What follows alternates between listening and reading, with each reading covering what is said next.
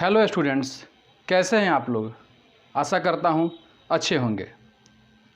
आज का यह वीडियो दो चरों वाले रैखिक समीकरण युग्म से जुड़ा हुआ 16वां वीडियो है क्लास 10th मैथमेटिक्स का। इस वीडियो में हम लोग नाव तथा धारा संबंधी प्रश्नों को हल करना सीखेंगे। तो चलिए शुरू करते हैं। आज का प्रश्न है, एक नाव धारा के अनुकूल 8 किलोमीटर की दूरी 40 मिनट में तय करता है तथा 1 घंटा में वापस लौट आता है। स्थिर जल में नाव की चाल तथा धारा की चाल ज्ञात कीजिए। एक नाव है, मान लेते हैं कि यह कोई नदी हो गई और इस नदी में जो पानी बह रहा है यानी धारा की जो चाल है वो ऐसे है। इस दिशा में पानी बह रही है और इसमें 8 किलोमीटर की दूरी, मान लेते हैं कि यहाँ से यहाँ तक की दूरी 8 किलोमीटर की दूरी है। इस दूरी को कोई नाव 40 मिनट में यहाँ से यहाँ तक चला जाता है। 40 मिनट लगता है इस दिशा में जब जाता है तो, और वही जब इससे लौट के आता है यानी 8 ही किलोमीटर की दूरी, ये ए से बी तक जाने में उसको 40 मिनट का समय लगा। लेकिन जब बी से ए की ओर आएगा तो निश्चित है कि धारा के विपरीत आएगा तो धारा उसमें रुकावट बनेगी, उसके अपने गति को कम करेगी, तो उस स्थिति में अधिक समय लगा यानी 1 घंटे का समय लग रहा है जब वह बी से ए की ओर आता है। तो हमें नाव की चाल तथा धारा की चाल ज्ञात करनी है। तो चलिए इसे हम लोग हल करते हैं। मान लेते हैं कि माना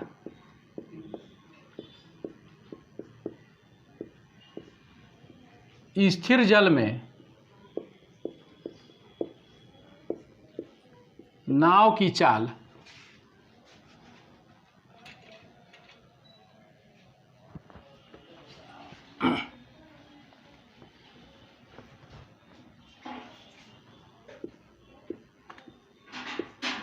बराबर x किलोमीटर प्रति घंटा तथा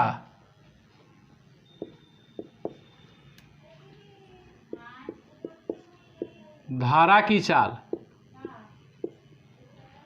बराबर y किलोमीटर प्रति घंटा। यह हमने मान लिया कि स्थिर जल में नाव की चाल x किलोमीटर प्रति घंटा है तथा धारा की चाल y किलोमीटर प्रति घंटा है। तो धारा के अनुकूल मतलब धारा की दिशा में, धारा के अनुकूल नाव की चाल। अब निश्चित है कि जिधर धारा बह रही है, जैसे धारा अगर ऐसे बह रही है इस दिशा में और इस दिशा में ही अगर नाव जाती है तो धारा भी हेल्प करेगा नाव को आगे बढ़ने में। तो जितना धारा की चाल होगी वह नाव की चाल में जुड़ जाएगी, यानी धारा के अनुकूल नाव की चाल x प्लस वाई। ये तो नाव की चाल x है और धारा की चाल y है, तो x प्लस वाई किलोमीटर प्रति घंटा हो जाएगी। तथा धारा के प्रतिकूल, धारा के प्रतिकूल का मतलब धारा के विपरीत दिशा में, मतलब अगर नाव जो है धारा के विपरीत दिशा में आती है तो उस स्थिति में जो धारा होगी वह नाव को रोकेगी। तो नाव का जो वास्तविक चाल होगा, स्थिर जल में जो उसका जो चाल होगा उसमें से धारा की चाल को माइनस कर देंगे। धारा के प्रतिकूल नाव की चाल बराबर x माइनस वाई किलोमीटर प्रति घंटा हो जाएगा। यहाँ तक तो बात स्पष्ट हो गई। अब हमें ये समझना है कि 8 किलोमीटर की दूरी धारा के अनुकूल 8 किलोमीटर की दूरी तय करने में नाव को कितना समय लगेगा। तो यहाँ लिखते हैं, प्रश्न से धारा के अनुकूल 8 किलोमीटर की दूरी तय करने में लगा समय। तो समय कितना लगा है? 40 मिनट लगा है। तो 40 मिनट को हम घंटा में कन्वर्ट करेंगे तो 40/60 घंटा हो जाएगा ये। अब चूँकि 8 किलोमीटर की दूरी तय करने में लगा समय, तो समय बराबर क्या होता है? समय बराबर होता है दूरी बटा चाल। तो दूरी 8 किलोमीटर की तय किया है और चाल कितना है इसका? तो धारा के अनुकूल नाव की चाल कितनी है? x + y। ये हो गया 40/60, जिसको अगर हम कटाएंगे तो 20 दूनी का 40, 20 तिया 60, 2/3 हो जाएगा।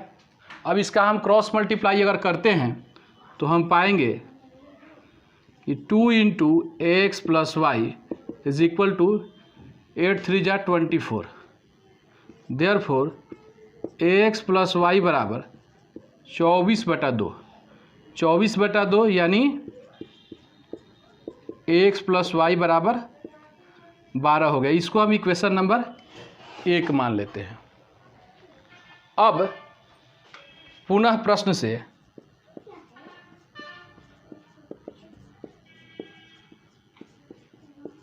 फिर प्रश्न कह रहा है कि 1 घंटे में वापस लौट आता है, यानी एक नाव धारा के अनुकूल 8 किलोमीटर की दूरी 40 मिनट में तय करता है तथा 1 घंटे में वापस लौट आता है। तो लौटेगा तो धारा के विपरीत दिशा में लौटेगा, यानी धारा के प्रतिकूल लौटेगा।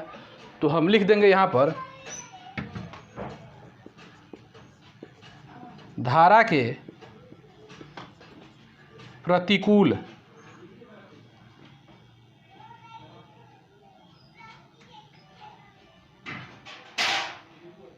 धारा के प्रतिकूल 8 किलोमीटर की दूरी तय करने में लगा समय बराबर 1 घंटा। धारा के प्रतिकूल 8 किलोमीटर की दूरी तय करने में लगा समय बराबर 1 घंटा। तो अब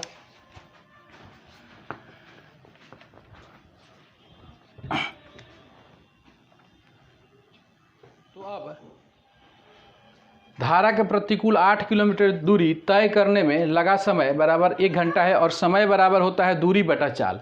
तो दूरी हो गया 8 किलोमीटर और चाल, चूँकि धारा के प्रतिकूल चाल, तो धारा के प्रतिकूल नाव की चाल कितनी है? x - y, यानी 8/x - y = 1। 1 घंटा है। क्रॉस मल्टीप्लाई करेंगे तो हमें मिलेगा x - y बराबर 8। इसको हम लोग इक्वेशन नंबर 2 मान लेते हैं। तो ये समीकरण 1 है, x + y बराबर 12, और समीकरण 2 है, x - y बराबर 8। अब हम समीकरण 1 और 2 को जोड़ देते हैं। अब 1 एवं 2 को जोड़ने पर, अब समीकरण 1 और 2 को जोड़ देते हैं तो समीकरण 1 है x + y बराबर 12, x + y बराबर 12 है, और समीकरण 2 है x - y बराबर 8। और जब इसको हम जोड़ेंगे तो y वाला ये कैंसिल हो जाएगा और x 2x बराबर 20, इसलिए x बराबर 20/2 यानी 10 हो जाएगा। अब इस x का मान समीकरण 1 में रख देते हैं। अब x का मान समीकरण 1 में रखने पर, तो समीकरण 1 में x का मान रखेंगे तो x का मान है 10, तो 10 + y बराबर 12, इसलिए y बराबर हो जाएगा 12 - 10 यानी 2। x का मान हो गया 2, y का मान हो गया, x का वैल्यू 10 हो गया और y का वैल्यू 2 हो गया। और x क्या है? x है स्थिर जल में नाव की चाल। तो यहाँ हम लिख देंगे कि अतः स्थिर जल में नाव की चाल, जो x का वैल्यू है 10 है, तो यहाँ लिख देंगे 10 किलोमीटर प्रति घंटा। तथा धारा की चाल, धारा की चाल को हमने y किलोमीटर प्रति घंटा माना था और y का वैल्यू 2 है, तो यहाँ लिख देंगे हम 2 किलोमीटर प्रति घंटा। तो इस प्रकार से यह प्रश्न का हल हो गया और हमें यह ज्ञात हो गया कि स्थिर जल में नाव की चाल 10 किलोमीटर प्रति घंटा तथा धारा की चाल 2 किलोमीटर प्रति घंटा होगा। आशा करता हूँ कि यह प्रश्न आपको अच्छी तरीके से समझ में आ गया होगा। इस प्रकार के जितने ही प्रश्न आपके किताब में होंगे उसे आप लोग हल कर लीजिएगा। धन्यवाद।